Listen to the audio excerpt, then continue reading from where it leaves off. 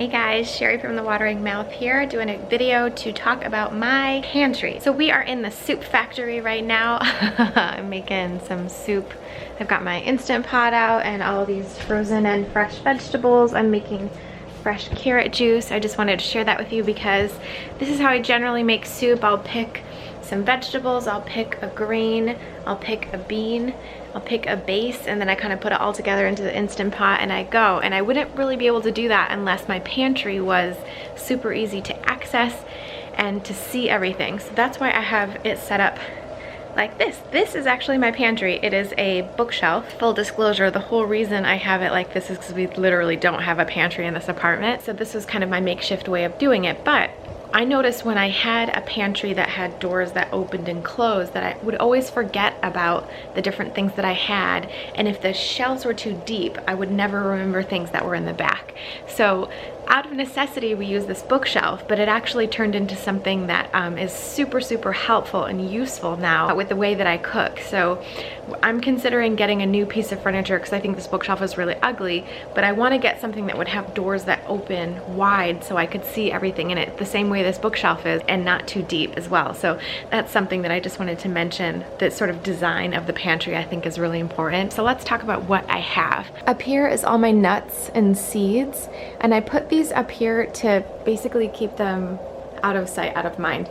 I used to have like the cashews right here or right here, and then I would always go and snack, and as we all know, we're supposed to have a limited amount of nuts every day, and that was hard for me to not snack on nuts when I was seeing them all the time. So I actually don't even put the cashews, because my cashew container is right back here. I don't even put them in there anymore because if I sort of think of them or they're too easy to access, then I'll use them too much. But I have all my stuff here: chia seeds, sunflower seeds, unhulled sesame seeds. This is some ground up almond flour from a use a long time ago. That's oat flour that I ground up. Just oats, rolled oats in the blender. Pumpkin seeds, pistachios, sliced almonds, some mixed nuts from Whole Foods, and then sacha inchi. So a few different kinds of nuts and seeds here, and what I like about this is I can sort of see a lot of them at a glance, and so when I'm thinking about making a salad, I'll just come over here and grab one or two different kinds and just sprinkle some on my salad and be good to go. Do the same thing with salad dressings and stuff as well. Up here is less often used things as well. I have a bunch of hibiscus tea that I'll be using again soon, but I just stopped when I was pregnant. Some quick cooking oats that I often don't use because they're a little too processed, but sometimes I use them to thicken smoothies or whatever. And then a bunch of tea. I'm not a huge tea drinker. I like these kind of bag teas. I like matcha tea more, and so that's why that's kind of in the back there. Then up here is other things I want to keep out of sight, out of mind. So extra nuts and seeds, also chocolate bars. I got a bunch of those the other day, but I'm actually gonna really try to hold off on having them. And then, you know, here's like the extra pumpkin seeds and extra things here. I have some extra grains in here as well. Okay, moving down to the second shelf, I have my lentils, legumes, and beans, all my legumes and beans over here. And then these are supposed to be down here. And then I have canned beans right here. And I don't keep a lot of these on hand anymore because I do use my Instant Pot all the time. And the Instant Pot can just make, oops, yikes, sorry guys, real life. The Instant Pot could just make the beans by itself without having to soak or anything like that. And yes, you don't have to soak them. A lot of people think you do, but you don't with Instant Pot, and that's why I love it so much, because I'm lazy and I never remember to soak things. But I really have made a conscious effort this year to try and just get a lot more homemade beans in, so that's how I do it. And I've been clearing out the canned beans that I have on purpose to just use them up so that I can not have so many on hand, because I don't need them anymore. They're more expensive, and to me, honestly, it's a lot easier to just use the Instant Pot because I just throw the beans in and it cooks all with the soup and everything. Okay, so we have all my legumes and beans over here. I always have lentils on hand because lentils are so quick to cook, as well as mung beans.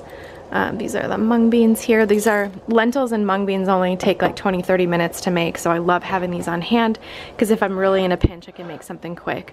I have my red lentils in an old tomato can here.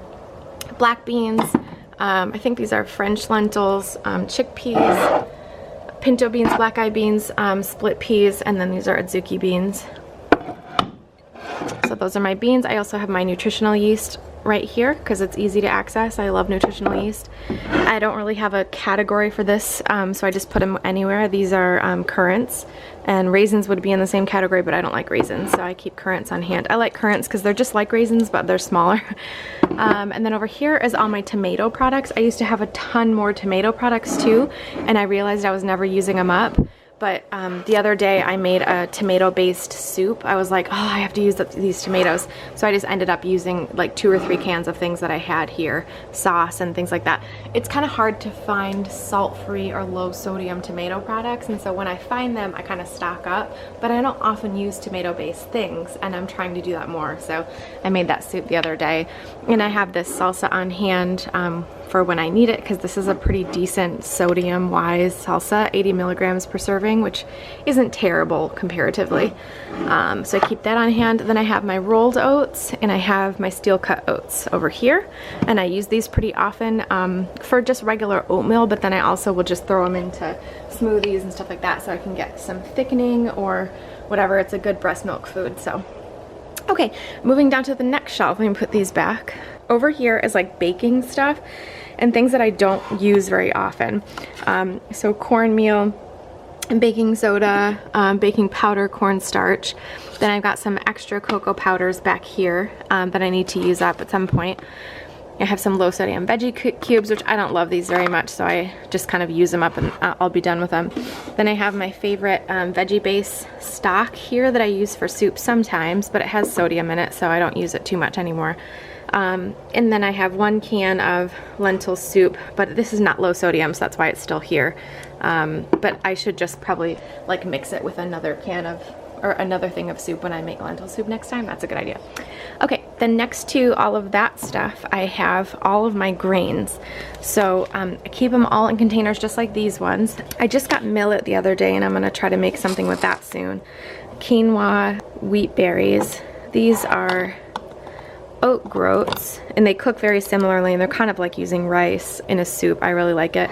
There's black rice, there's buckwheat, there's wild rice, which is my favorite, and it's the best grain to use as a nutritarian. So any kind of rice that you can buy, especially brown rice and white rice, of course, has a lot of arsenic in it, and there's been a lot of buzz about this, you know, in the nutritarian community and from Dr. Greger, that you need to be really careful with rice. And if you are going to have rice, wild rice is the lowest arsenic form that you could have. So I usually put wild rice in fact, in this soup that I'm making right now, I have a bunch of cooked frozen wild rice that I'm going to be putting in as the grain for this one. So those are the grains that I have, and I keep those. And basically what I'll do is when I make a soup, I'll just come over here, I'll look at the beans, I'll look at the grains, I'll look at all the different products that I have. What do I want to put in the soup? What's the flavor going to be like? And kind of, I don't even really know what I'm doing most of the time. I just kind of do that like formula, like grain, bean, vegetable base, and then that's kind of the soup. And if I want it creamy or not after I make it, then I decide by adding some cashews or whatever. So that's kind of the reason I have this all set up the way it is, because it's so easy to just come over here and look and see everything that I have. These are some hemp seeds, extra hemp seeds. Those are supposed to be down here. And then over here is less often used things as well. So I have a bunch of coconut milk. I don't use coconut milk too much just because of the saturated fat and because there's not a ton of micronutrients. So I always have some on hand, but I don't use it very much. These are actually things these pickled things are things I bought when I was pregnant, or not pickled necessarily, but these jarred things are things I bought when I was pregnant because they looked really good to me. Now, like, I don't have much use for them, so they're still here, but I'll probably just use them at some point. This is high sodium too, I think, so I, you know, have to be careful with those. Then I have cacao nibs, which I use on occasion to give a nice little chocolatey feel in like a smoothie or a banana ice cream or a fruit ice cream or whatever. And I have breadcrumbs for just the very occasional time that I make a casserole and I want to have, you know, some nice breadcrumbs on there. But I don't use those very much, that's why I have so many. Then there's a baby food book because I'm getting ready to start to make baby food purees. Okay. Next shelf, I have a bunch of carob powder here. I used to use carob powder every single day, and so this was a rational amount for me to have at the time, but I don't use it that much anymore, so, and I don't use cocoa powder either that much, so that's kind of, I don't know, it's gonna expire pretty soon. I don't really know what to do with it, but yeah, so that's that. I just have a food jar here for going hiking. I have some pomegranate juice on hand, but I don't use it very much just because of the sugar content, but in case I need it, I have some there. Then this is my container for extra stuff. So when I buy a bunch of things at a time, like this hemp seed, I got those at Costco, so that was stocking up there.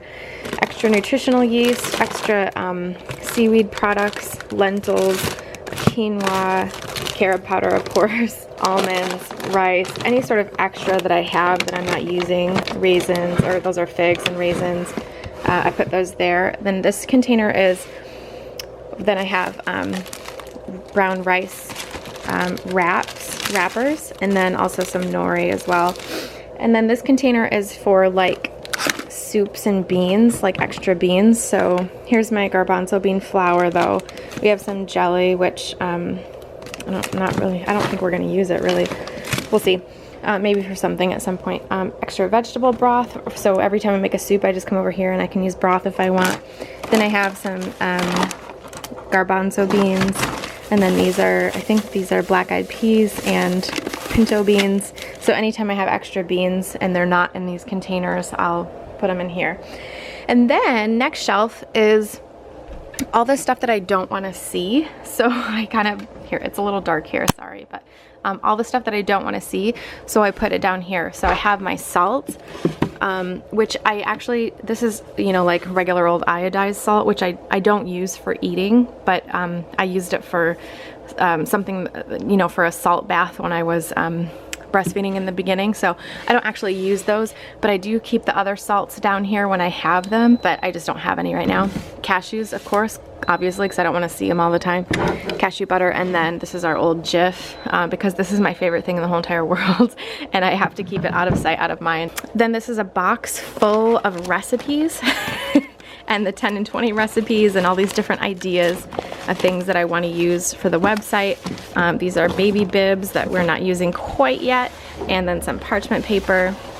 And then down here we keep our jugs of water because we get filtered water. And some contractor bags because there's no other place to put them. Okay, so that's my pantry basically. That's everything that I have when I'm making foods. So between my fridge, my freezer, and my pantry, so those are pretty much the places that I keep food, and that's pretty much what we have. Of course, we have all the alcohol up there too, but I don't use that as much anymore, like rarely. So whenever I'm making a food, whether it's a salad or a soup or a smoothie, these are kinds of the things that I bounce between to see what I have. Vegetables, you know, grains, legumes, things like that, and I kind of just mix and match for every meal that I make. And that way I never, ever, ever get bored of meals because I'm always having something new every week.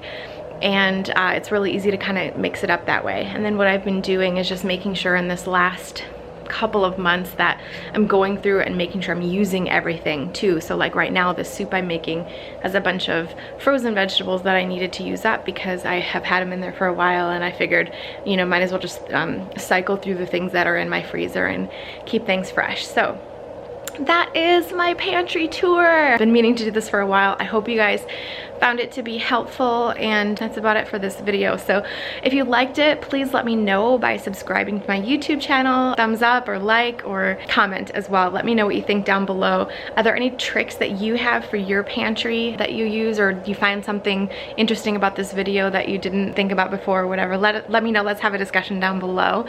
And also, you guys, sign up for my email newsletter so you can get the notifications about what I'm doing right away. I also just recently did a giveaway with my email newsletter as well, and if you had been on the email newsletter, you would have been a part of it too. Also, please support me on Patreon if you wouldn't mind. I would love that so much, and it would be so helpful. Even $1 or $2 would be so helpful to keep me going. I do all this stuff. I mean, this is my main job. This is what I do, and I do it for you guys. So please check out my Patreon. I'm put a link for everything down below, the email newsletter, the Patreon, all that good stuff. And I hope you guys have a really great day, and I will see you in the next video. Bye!